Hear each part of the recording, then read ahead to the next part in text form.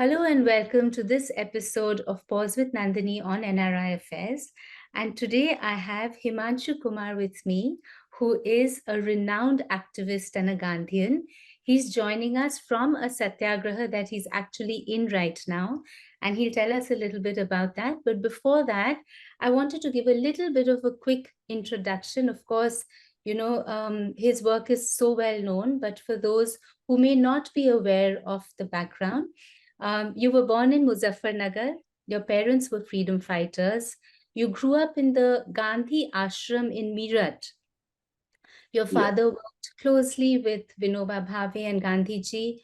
In 92, you founded the Vanbasi Chetna Ashram in Chhattisgarh, and which you ran for 22 years with your wife, Veena Bhalla. And one of the interesting things was that you learned the local language as well. You learned Gondi, and then you worked to help Adivasis access their rights under the law. Thank you so much for joining us today. I'll let you carry it forward from there, but I just wanted to welcome you. Thank you very much. I want to know about Bastar. Why Bastar? Why did you choose that place? और आपका वहाँ पे क्या experience रहा, क्या learnings हुई, and then consequently उसके बाद आपके आश्रम का क्या हुआ situation, उसके बारे में जरा बताएं। तो जैसा आपने बताया कि 1992 में मैं और मेरी पत्नी दिल्ली से अपनी शादी के 20 दिन बाद छत्तीसगढ़ के बस्तर में चले गए और हमने वहाँ एक गांव में आदिवासियों के साथ रहना शुरू किया। और हमने वहाँ उनके जो कॉन्स्टिट्यूशनल उनके राइट्स हैं उनके बारे में उनको बताना शुरू किया, एंटाइटलमेंट के बारे में बताना शुरू किया, उसके अराउंड उनको ऑर्गेनाइज करना शुरू किया, एडवोकेसी शुरू की, और धीरे धीरे एक कम्युनिटी हमारे चारों तरफ खड़ी हो गई। और फिर 1000 फुल टाइम वर्कर्स हमारे साथ काम करने लगे और बहुत सारे इश्यूज पर हम लोग काम कर रहे थे। Community health, community education, livelihood, agriculture, Panchayati Raj, watershed, environment, बहुत सारे इश्यूज पर। उसी के साथ साथ एक और प्रोसेस चल रहा था और वो था लिबरलाइजेशन, प्राइवेटाइजेशन और ग्लोबलाइजेशन का। न्यू इकोनॉमिक पॉलिसीज आ रही है और उसमें इंटरनेशनल कैपिटल नेचुरल रिसोर्सेज को कब्जा करने के लिए डेवलपिंग कंट्रीज की तरफ दौड़ रही थी। और ऐसे में सेंट्रल इंडिया में भी छत्तीसगढ़ की गवर्नमेंट ने 100 एमओयूज किए और उसके बाद 2005 में छत्तीसगढ़ गवर्नमेंट ने कॉर्पोरेट्स के लिए जमीनों पर कब्जा करने के लिए सल्वाजुड़ुम नाम का एक विजिलेंटी प्रोग्राम शुरू किया, जिसमें 644 विलेजेस को घरों को जला दिया गया आदिवासियों के, और करीब 5000 आदिवासियों का मर्डर किया और बहुत बड़ी संख्या में आदिवासी महिलाओं के साथ रेप भी हुआ। और जब हम लोगों ने इसको चैलेंज किया कोर्ट में, तो 2009 में छत्तीसगढ़ की बीजेपी गवर्नमेंट ने हमारे आश्रम के ऊपर बुलडोजर चला दिया। आज जो बीजेपी बुलडोजर मुसलमानों के घरों पर चलाती है, जिसको बार बार कोर्ट इलीगल कहते हैं, उस बुलडोजर का पहला इस्तेमाल हमारे आश्रम पर बीजेपी ने किया था 2000। और उसके बाद 5 बार मेरी हत्या की कोशिश की पुलिस ने, और 2010 में मुझे वहां से तड़ीपार कर दिया पर्सोना नॉन ग्राटा, और मैं 10 साल तक तो छत्तीसगढ़ नहीं जा पाया। लेकिन वहां के मुद्दों पर मैं काम करता रहा, उसको लेकर के सारे देश में घूमा हूँ मैं। तो अभी भी जो साइकिल यात्रा थी उसी मकसद से। Thank you for that. ये तो मतलब इसी पे एक कहानी अलग से हम स्टोरी कर सकते हैं, क्योंकि देयर सो मच टू इसमें टॉक। हजारों कहानियां हैं, जी। इसमें हजारों कहानियां। तो इस वक्त जब आप ये कर रहे थे काम, कौन आपके सपोर्ट में थे? आपके कम्युनिटी या social organisations, who were supporting you in this work? देखिए, ये इनिशिएटिव तो मेरा ही था, मैंने सोचा कि मैं ये करूंगा, लेकिन उसमें बहुत सारे लोगों ने फिर मदद की, खासतौर से लॉजिस्टिक सपोर्ट दिया। तो रास्ते में लोगों के घरों में ठहरना, कहाँ ठहरना है, कौन फूड और रहने की, स्टे की अरेंजमेंट करेंगे, मीटिंग्स की कौन अरेंजमेंट करेंगे, वो डिफरेंट ऑर्गेनाइजेशंस ने उसकी जिम्मेदारी दी। उसमें मुस्लिम ऑर्गेनाइजेशंस हैं, उसमें इंडिविजुअल्स हैं, उसमें गांधीयन ऑर्गेनाइजेशंस हैं, सिविल राइट्स ऑर्गेनाइजेशन है, आदिवासी ऑर्गेनाइजेशन है, दलित ऑर्गेनाइजेशन है, इंडिविजुअल्स है। इस तरीके से पूरा दिल्ली से हरियाणा, राजस्थान, गुजरात और फिर महाराष्ट्र, इन स्टेट्स में ये साइकिल यात्रा 52 डेज में पूरी हुई। और मुझे कहीं भी एक भी पैसा खर्चा नहीं करना पड़ा। मेरा खाना रहना सब लोगों ने स्पॉन्सर किया। तो ये बिल्कुल पीपल सपोर्टेड एक साइकिल यात्रा। जी, I'll just give a context क्योंकि we didn't talk about this as an introduction कि आपने recently ये 2000 किलोमीटर साइकिल यात्रा करी which was from Delhi to Taloja jail which is close to Navi Mumbai. And ये तो आपने ये यात्रा, when you thought of doing this journey, आपका क्या एक्सपेक्टेशन था कि इससे क्या इम्पैक्ट होगा या लोगों को क्या मोटिवेशन एंड मैसेज मिलेगा? इम्पैक्ट का तो मुझे नहीं पता था, लेकिन मुझे ये लगता है कि हमारे एफर्ट्स सही दिशा में और कंटिन्यूअस होते रहने चाहिए सही बात के लिए। तो जिंदगी भर हम वही करने की कोशिश करते हैं।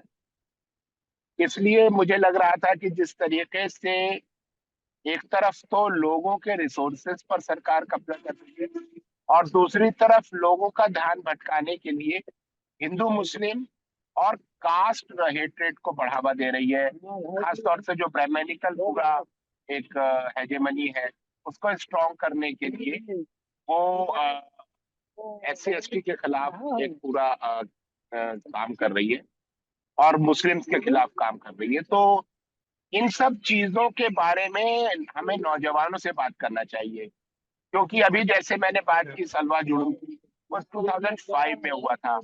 आज जो जनरेशन है वो 20 साल की अगर है तो उसको पता भी नहीं है कि ये सब कब हुआ। तो हमें नौजवानों के साथ लगातार बात करने की जरूरत है ताकि हम उसको बता सकें कि क्या क्या हो चुका है और क्या क्या चल रहा है और इसका इस पहले की घटनाओं से क्या ताल्लुक है। तो ये नौजवानों के साथ लगातार बात करने की जरूरत है। इसके अलावा मुझे खुद भी अपनी अंडरस्टैंडिंग के लिए लोगों के बीच जाने की जरूरत महसूस हो रही थी। मैं समझना चाह रहा था कि लोगों के बीच क्या चल रहा है, लोग किस तरह से सोच रहे हैं और जो सिचुएशंस उनके सामने है उसका मुकाबला लोग कैसे कर रहे हैं, उनका कोपिंग मैकेनिज्म क्या है और क्या फील्ड में किसी तरह का कोई रेजिस्टेंस चल रहा है। ये सब समझने के लिए मुझे लगा कि सबसे अच्छा रहेगा कि हम या तो पैदल जाएं या फिर साइकिल पर जाएं। तो मैंने साइकिल यात्रा का ऑप्शन चुना और मैं निकल पड़ा। वंडरफुल। मैं पढ़ रही थी, एक ऐसे रिपोर्ट था आपके इस जर्नी पे और उसमें एक इंसिडेंट था कि आप एक सिट इन में भी थे जो Maruti Suzuki car manufacturing plant जो मानेसर इंडस्ट्रियल बरो इन गुड़गांव जो 12 साल से उनका चल रहा है दिस हाँ जी, तो आई हाँ वाज जी, हाँ जी। कि अब ये 12 साल से ये कर रहे हैं वहां पे प्रोटेस्ट, तो do you feel कि it is effective or it is going to help to protest in that way या हमें कोई different ways जो more effective हो सके in getting the results that they want? Are there any such thoughts कि हम while we are protesting उनको तो जिन्हें कोई decisions लेना चाहिए और जिन्हें react करना चाहिए उनसे तो कुछ मिल नहीं रहा, in terms of a positive reaction. तो what are some of the ways कि टैक्टिकली चेंज हो या पीपल या मीडिया ज्यादा प्रेशर डाले या कम्युनिटी अवेकन हो, किस तरह से इन प्रोटेस्ट्स को एम्पलीफाई और मोर इफेक्टिव कर सकते हैं? जी, तो ये 12 साल हो गए, आपने बिल्कुल ठीक कहा। और बहुत बड़ी तादाद में मजदूर हैं जिनको निकाल दिया गया और वो पूरी झूठी घटना थी। पूरा एक कॉन्स्पिरेसी करके मैनेजमेंट ने ये सब किया और उसमें मजदूरों को फंसाया, जेलों में डाला। एक मजदूर की कई मजदूरों की उसमें मौत भी हो गई और अभी भी वो लड़ रहे हैं। रास्ता क्या है, कौन सा दूसरा अल्टरनेटिव तरीका हो सकता है, ये अभी हमको किसी को नहीं पता। लेकिन ये बात सच है कि जो रास्ते अभी तक अपनाए हैं उन्होंने काम नहीं किया। ये लोग कोर्ट में गए और कोर्ट ने इनके हक में डिसीजन दिया। ये लोग जो इनोसेंट हैं, जो एक्विट भी हो गए, बाइज्जत बरी हो गए, किसी को भी वापस नहीं लिया गया है। यानी जो कॉरपोरेट है, जो कंपनीज हैं, अभी वो इंडियन कोर्ट से ऊपर है। वो कोर्ट की बात नहीं मान रहे हैं। ये लोग गवर्नमेंट के पास गए, गवर्नमेंट ने कहा कि इनको ले लो, इनकी कोई गलती नहीं है, कोर्ट ने भी इनको बरी कर दिया है। लेकिन कॉरपोरेट कंपनी जो है वो गवर्नमेंट की बात भी नहीं मान रही है। तो इस वक्त बिल्कुल डेडलॉक है, मतलब दरवाजे बंद हो गए हैं कि कोर्ट, सरकार, कोई भी कुछ भी कहती रहे, लेकिन जो ये बड़े कॉरपोरेशन हैं, ये किसी भी बात को मानने के लिए तैयार नहीं है, लॉ को, ह्यूमैनिटी को, किसी भी चीज को। तो अभी लोगों को समझ में नहीं आ रहा है कि क्या किया जाए। ये लोग नॉन वायलेंटली काम कर रहे हैं, कोई वायलेंस नहीं, कोई दूसरे रास्ते के बारे में नहीं सोच रहे हैं। ये लीगल कॉन्स्टिट्यूशनल तरीकों से ही काम करना चाह रहे हैं और ऐसा इनको कोई रास्ता नहीं मिल रहा है जो इनकी बात सुन ली जाए और इनके जो मुश्किल है वो दूर हो जाए। तो यही सबसे बड़ा मसला है कि अराउंड द वर्ल्ड हम देख रहे हैं कि protests are increasing, people are getting a little bit more politically engaged, young people care, but जो पावर स्ट्रक्चर्स है उनको डिसमेंटल करना बहुत ही मुश्किल है, क्योंकि वो जैसे आप कह रहे हैं कि कोर्ट्स के भी ऊपर है। There are powers that are outside of the structures that are meant to safeguard people's interests. तो ये है challenge, from civil society, from activist like you. आपने एक बात कही जो आप दलित पीपल की बात कर रहे थे और आप बोल रहे थे कि the government is trying to use these kind of divides between people, and you're a Gandhian and you consider yourself brought up in that ideology. तो आजकल in at least in academic circles भी बहुत चर्चा होती है कि was Dr. Ambedkar's vision of a separate electorate for the depressed classes, as he called them, was that the right thing, and should Gandhi ji have supported that rather than do the fast against it and sort of pressurize the situation in such a way कि उनको नहीं मिला वो। आपकी क्या राय है? Because again we are talking about the fact कि आप अगर पावर स्ट्रक्चर के बाहर हैं, अगर आपके पास पॉलिटिकल पावर नहीं है, तो आप कैसे कोई चेंज ला सकते हैं? तो पहली बात तो ये कि गांधी जी का जो उपवास था वो अंबेडकर साहब के खिलाफ नहीं था। गांधी जी का उपवास अंग्रेजी सरकार के खिलाफ था। और अंग्रेज जो उस समय ये कम्युनल अवार्ड लेकर आए थे, जी। उस कम्युनल अवार्ड में सिर्फ दलितों को सेपरेट इलेक्टोरेट देने का प्रपोजल नहीं था। उसमें 12 और कम्युनिटीज को भी सेपरेट इलेक्टोरेट देने की बात की, जिसमें व्यापारी, राजा, एंग्लो इंडियंस, सिख, मुस्लिम, क्रिश्चियंस, ऐसे 12 को अलग अलग ग्रुप्स को सेपरेट इलेक्टोरेट देने की बात की। गांधी जी को लगता था कि ये कटा फटा हमको देश मिलेगा, कम्युनिटी मिलेगी, आजादी मिलेगी, ये हमको नहीं चाहिए।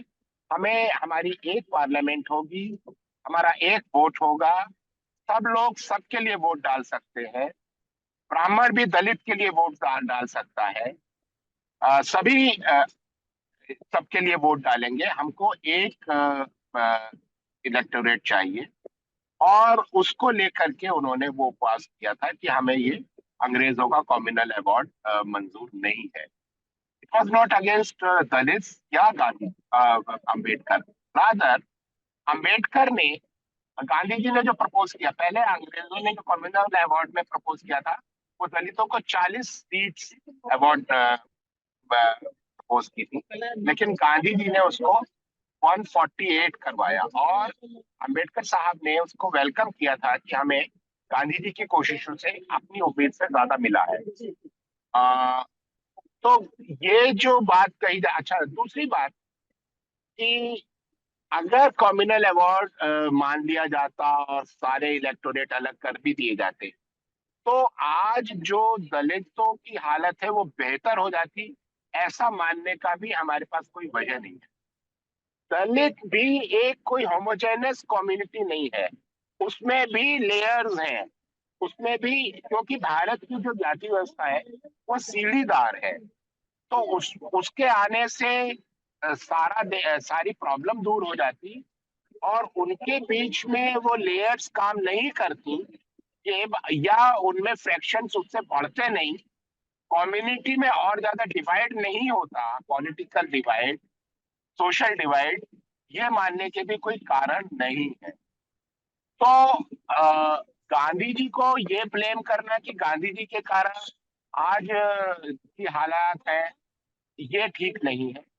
अ, हम सोशल लेवल पर जितना हमें काम करना चाहिए था, जाति के विरुद्ध उतना काम हम नहीं कर पाए हैं, जो एनाइलेशन ऑफ कास्ट के लिए, उस काम को बढ़ाने की जरूरत है, और एक ऐसी सोसाइटी बनाने की जरूरत है जिसमें सब एक साथ रहेंगे, लेकिन कास्ट के आधार पर जो भेदभाव है वो नहीं रहेगा.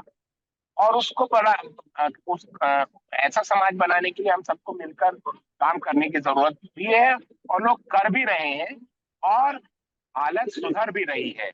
आज से जो 70 साल पहले हालत थी, आज उसमें सुधार हुआ है. और धीरे धीरे हम लोग उसमें और सुधार करेंगे और बदलेंगे हालत को. ये जरूर है कि जितना होना चाहिए था उतना नहीं हुआ है, वो गति धीमी रही है, हम उससे बिल्कुल सेटिस्फाइड नहीं है. जो हालत है उससे हम बेचैन हैं, उसको बदलने के लिए लगातार काम करेंगे. Thank you for that. I hope कि इस कॉन्वर्सेशन के आधार पर we have more conversations and discussions in society about these issues because these are important things for us to talk about. एक और चीज जो आपने मतलब ये साइकिल यात्रा, you ended it in that jail जहाँ पे ये भीमा कोरेगांव के जो activists थे, they were incarcerated. Political prisoners Delhi में भी है. अभी हमने देखा कि उमर खालिद की एक और सुनवाई, डेट पे डेट, कोई डिसीजन नहीं है, कोई जस्टिस नहीं है. क्या करें लोग? लोग तो प्रोटेस्ट करेंगे, लिखेंगे, एक दूसरे से बात करेंगे, अपना फ्रस्ट्रेशन एक्सप्रेस करेंगे. But how can, again, the question comes back to the same thing, that how can we sort of work effectively towards justice? And the second thing is कि एक तरह से लगता है कि क्योंकि कोई consequence नहीं है, that is why powers can behave the way they want, whether it's a corporate or whether it's a political party. उनका कोई consequence, negative consequence नहीं होता from their actions, जिससे कि फिर वो प्रेशराइज्ड हो कि वो चेंज करे. तो आपका क्या है थिंकिंग अराउंड दैट ठीक. इशू? देखिए, पहली बात तो ये कि हमारा जो रेजिस्टेंस है और हमारा जो एफर्ट्स है ठीक के लिए, कि कॉन्स्टिट्यूशन और लॉ इस ये लागू हो, ठीक से माना जाए, और ह्यूमन राइट्स वायलेट ना हो, ये जो हमारा कोशिशें हैं, हमारे जो एफर्ट्स हैं, ये बेकार नहीं जाते. इससे सोसाइटी एडुकेट होती है, सोसाइटी का पॉलिटिकल एजुकेशन भी होता है, ऑर्गेनाइज भी होती है सोसाइटी. तो इसको हमें वेस्ट नहीं मानना चाहिए कि हम कर रहे हैं लेकिन कुछ हो नहीं रहा है. सोसाइटी इससे ऑर्गेनाइज भी हो रही है, और एजिटेट भी हो रही है. तो वो एक जरूरी प्रोसेस है. तो अभी हम प्रोसेस में हैं, इसके रिजल्ट्स थोड़े देर में आते हैं.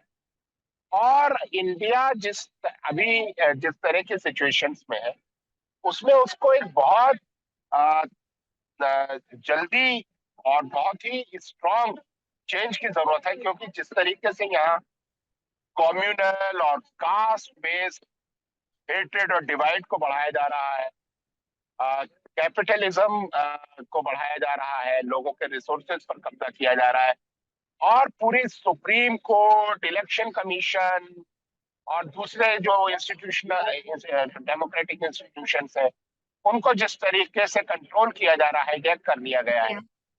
वो सिचुएशन इतनी डेंजरस है कि अब लोगों को, मैं यहाँ पर यूपी में आया हुआ हूँ, जहाँ गांधी जी का के विचारों पर आधारित एक संस्था है, सर सेवा संघ, उसकी 13 एकड़ की जमीन है जो खरीदी थी इन्होंने, इनके पास इसके पेपर्स हैं, और वो विनोबा भावे के समय में खरीदी गई थी। लाल बहादुर शास्त्री रेल मिनिस्टर थे, उस समय रेलवे की जमीन थी और रेलवे से इन्होंने खरीदी है, उसके कागज है। इसके बावजूद सरकार ने बुलडोजर चला दिया। मतलब आपके पास पेपर्स है लैंड के, उसके बाद भी सरकार आपकी नहीं सुन रही है। कोर्ट में गए, कोर्ट में जज ने कहा बिल्कुल सीधा मामला है, हम स्टे दे देंगे, लेकिन जज भी डर गया। और यहाँ साफ कहा जा रहा है कि या तो तुम्हारा लोई बनेगा या लोया बनेगा। आपको मालूम है कि कैसे जज लोया, जो हमारे भारत के होम मिनिस्टर का केस सुन रहे थे, उनको मार डाला गया और उसमें उन्हीं का नाम आया है। तो इस तरीके से जजेस बहुत डरे हुए हैं। जजेस के घरों पर आईटी और ईडी के लोग पहुंच जाते हैं, उनकी वाइफ के, उनकी बेटी के, उनके दामाद के, उनके बेटे की वाइफ के, उनके पूरी फैमिली को छानबीन शुरू हो जाती है। जजेस भी डर जाते हैं कि हमारे किसी ना किसी फैमिली मेंबर को जेल में डाल दिया जाए और हमारा पूरा सोशल और जो जॉब का कैरियर है वो खत्म कर दिया जाएगा। तो जजेस को इस तरीके से डरा करके कंट्रोल किया जा रहा है। तो इस देश को एक चेंज की, रेवोल्यूशन की जरूरत है, लेकिन वो रेवोल्यूशन हमें बिल्डअप करना पड़ता है। हमें जनता के बीच लगातार ये बताना पड़ता है कि चीजें ठीक नहीं है, चीजें गलत हो रही हैं, रेजिस्ट करना पड़ता है। और वो रेजिस्टेंस कई बार जल्दी उसके नतीजे निकलते हैं, कई बार थोड़ा लंबा चलता है, लेकिन उससे हमें थकना नहीं है, डरना नहीं है, बीच में छोड़ नहीं देना है, कंटिन्यूटी में करना है। कई बार लड़ाइयां एक जनरेशन में पूरी नहीं होती हैं, दो जी। जनरेशन लग जाती है, कई बार 30 जनरेशन भी लग जाती है, लेकिन हालात बदलेंगी जरूर, क्योंकि हमारी प्रॉब्लम बहुत डीप रूटेड है। इसलिए इसके नतीजे और परमानेंट और सॉलिड होने चाहिए। इसलिए थोड़ा लंबा टाइम भी अगर लग रहा है तो हमें थक कर, हताश होकर नहीं बैठना है, लंबी लड़ाई लड़नी है। हमारा 50 मीटर का स्प्रिंट रेस नहीं है, ये एक लंबा 40 किलोमीटर का मैराथन है। हमें बिना थके चलते रहना है, दौड़ते रहना I love your positive and inspiring attitude, really. And you've probably seen much more problems than most people, but tabhi aapka ye attitude is very, very heartwarming. I wanted to ask you कि अभी आप एक और यात्रा शुरू करने वाले हैं, तो उसके बारे में बताइए। है। जी, तो आपको मालूम है कि नॉर्थ इंडिया में जो एंटी मुस्लिम हेट्रेड है उसको बहुत बढ़ाया जा रहा है। जी। जगह जगह मस्जिदों के नीचे मंदिर होने के दावे पेश किए जा रहे हैं। कोर्ट्स सर्वे के ऑर्डर दे दे रहे हैं। संभल में 5 मुस्लिम नौजवानों को गोली से उड़ा दिया गया। दूसरी जगह भी उसी तरह की टेंशन क्रिएट करने की कोशिश की जा रही है। जगह जगह मुस्लिम्स को लिंच किया जा रहा है। और यूपी में तो खास तौर से मुस्लिम्स की घरों को तोड़ना, उनके मस्जिदों में उनको नमाज ना पढ़ने देना। अभी मुझे बताया गया है कि यहाँ बनारस में ही एक मस्जिद है, उसमें विवाद खड़ा कर दिया गया और कई हफ्ते से मुस्लिम वहां पर नमाज नहीं पढ़ पा रहे। तो इस तरीके से जो ये एंटी मुस्लिम हेट्रेड है उसको बहुत बढ़ाया जा रहा है। तो इस बार का हमारा जो मिशन है वो ये है कि हम हेट्रेड के खिलाफ, इस नफरत के खिलाफ ये साइकिल यात्रा करेंगे। और गांधी जी की का जो शहादत दिवस है 30 जनवरी, उस दिन हम गांधी समाधि राजघाट दिल्ली से इस यात्रा को शुरू करेंगे। और फिर हम मगहर जाएंगे जहाँ कबीर दास, संत कबीर की समाधि है। उसके बाद हम बनारस आएंगे जहाँ रैदास, संत रैदास की समाधि है। और उसके बाद हम बुद्ध की समाधि कुशीनगर जाएंगे। तो गांधी से बुद्ध तक नफरत के खिलाफ सद्भावना के लिए ये यात्रा हो। और इसमें भी शायद 2 महीना लगेगा और उसमें और भी साथी जुड़ेंगे। हमारी कोशिश है तो ये यात्रा। It's wonderful. And अगर आपका ये if more people want to join this yatra, is there a way for them to join you and support you? या बिल्कुल, सब जितने आना चाहे, 100, 200, 500, 1000, 2000, 10,000, 1 लाख, 2 लाख, जितने लोग आ सकते हैं। अभी ये यात्रा तो मैंने अकेले की थी। जी। अब मैं तो चाहता हूँ कि लाखों लोग चले और इस देश में एक बदलाव आ जाए। लेकिन एक तो लोगों को साइकिल चलाने में डर लगता है, दूसरा लोगों को सरकार से डर लगता है। और मेरा कहना है, डरिए मत। ये डरिए। बिल्कुल, आप जेल जाने से मत डरिए, आप मरने से मत डरिए। तब आप इस दुनिया को बेहतर बना पाएंगे। अगर आप डरेंगे तो ये दुनिया बदलेगी नहीं। अगर बदलना है तो खुद को निडर बनाइए।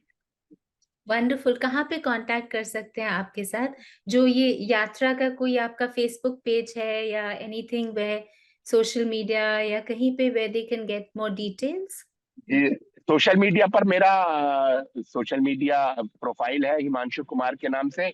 इसके अलावा अगर आप चाहें तो मैं आपको नंबर दे सकता हूँ, आप डिस्प्ले पे लगा सकती हैं। ये अगर आप इजाजत दें मैं अभी बोल भी सकता हूँ और लोग उस फोन नंबर पर मैसेज कर सकते हैं। Okay, wonderful. और when we were speaking before, ये इंटरव्यू के पहले जब हम फोन पे बात कर रहे थे, मैंने आपसे पूछा था कि आपके लॉन्ग टर्म विजन गोल्स क्या है, और आपने उस वक्त बस you just laughed and said हमें लॉन्ग टर्म प्लानिंग करने ही नहीं देता कोई। But- सही बात है, कब जेल चले जाएंगे, कब मार डाले जाएंगे पता नहीं है। और गांधी जी कहते थे, one step is enough for me. तो हमारे लिए भी बस हम एक कदम का सोचते हैं कि अच्छा अगला कदम क्या होगा हमारा, और उसके बाद फिर देखते हैं। मैं आपको एक लास्ट क्वेश्चन पूछना चाहती हूँ that okay, it's a two part question. One is of course कि आपने इतना क्लोजली इंडिया में ट्रैवल करके, कॉमन पीपल से बात करके, आपको क्या वो होपफुल लगता है कि actually people are not hate filled, actually people are not against anyone? Does that give you some sort of a positive message? बिल्कुल, लोगों से के बीच जब हम जाते हैं, मेरी जो ये पॉजिटिव एनर्जी की आप बात कर रही हैं, वो लोगों से ही आती है। लोग बहुत अच्छे हैं, लोग मिलकर रहना चाहते हैं। लोग अपने बच्चों को आतंकवादी नहीं बनाना चाहते, वो अपने बच्चों को हेट मॉन्गर्स नहीं बनाना चाहते। वो नहीं चाहते कि उनके बच्चों की जिंदगी खतरे में पड़े। इसलिए वो चाहते हैं कि समाज में अमन रहे, भाईचारा रहे।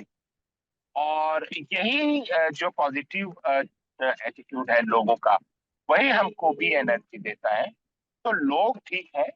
और कुछ लोग जो पॉलिटिकल मोटिव से ये सब कर रहे हैं, उनको हमें आइसोलेट करना है, उनको कमजोर करना है, ताकि दुनिया में मोहब्बत मजबूत हो सके और नफरत हारे, नफरत जाए और मोहब्बत ही रहे इस दुनिया में। ये दुनिया बनाने के लिए हमको कोशिश करनी है, और ये ताकत हमें जनता ही देती है। Yes, yes, absolutely. And you talk to young people, you talk to many people. What do you see the role of women in this movement, in the resistance? क्योंकि कई बार ये भी लगता है कि घर में, in the small homes, the woman has such an important role in the way that she does more than just look after a small family, the way that she can be politically engaged, that she can join political life and be a voice of resistance. So, आपके कोई anecdotes या कोई experience या even your thoughts about the role of women? बिल्कुल, खासतौर से मैंने तो चूंकि आदिवासियों के साथ काम किया है, तो आदिवासी महिलाएं तो बहुत ताकत के साथ अपने जल जंगल जमीन को बचाने की लड़ाई में अगुवाई भी करती हैं, शामिल रहती हैं पूरी तरीके से। और अभी पिछले दिनों जो एंटी सीए एनआरसी मूवमेंट हुआ, उसमें जिस तरीके से महिलाओं ने ही पहल की थी और शाहीन बाग आंदोलन खड़ा किया और पूरी देश में मुस्लिम महिलाओं ने खास तौर से उस पूरे मूवमेंट की अगुवाई की थी। और उससे सरकार भी डरी, पीछे हटी, और आज तक सरकार की हिम्मत नहीं हुई उसे लागू करने की। वो हमारे लिए एक बहुत बड़ा सबक है, बिल्कुल रिसेंट पास्ट का। और आप देख रहे हैं कि जेलों में भी जो लोग पड़े हैं उसमें महिलाएं भी हैं। गुलशिफा फातिमा दिल्ली में पड़ी हुई है। अ, इधर बहुत सारी महिलाएं हैं। सुनीता कोटाम बस्तर में डाल दी गई हैं जेल में। तो चाहे वो आदिवासी है या मुस्लिम है या दलित है या दूसरे लोग हैं। उधर ज्योति जगताप पड़ी हुई है भायकला जेल में, मुंबई के पास, भीमा कोरेगांव मामले में। बहुत सारी महिलाएं जेलों में भी हैं, लगातार लड़ रही हैं। तो महिलाएं किसी भी मामले में पीछे नहीं है। और खास तौर से अगर भविष्य की दुनिया की बात की जाए तो महिलाएं चाहती हैं कि नफरत ना रहे, मारकाट ना रहे, ताकि उनके बच्चों के लिए एक सुरक्षित दुनिया बनाई जा सके, एक सेफ और प्यार से भरी हुई दुनिया बनाई जा सके। तो उसके लिए महिलाएं बिल्कुल नफरत के खिलाफ हैं। और नफरत के खिलाफ किसी भी लड़ाई में महिलाएं सबसे पहले आगे आती हैं। Thank you so much. I hope you have a wonderful yatra coming up next year. And अगर मौका लगे तो definitely I would love to come and see you. And thank you so much for your time. Thank you very much.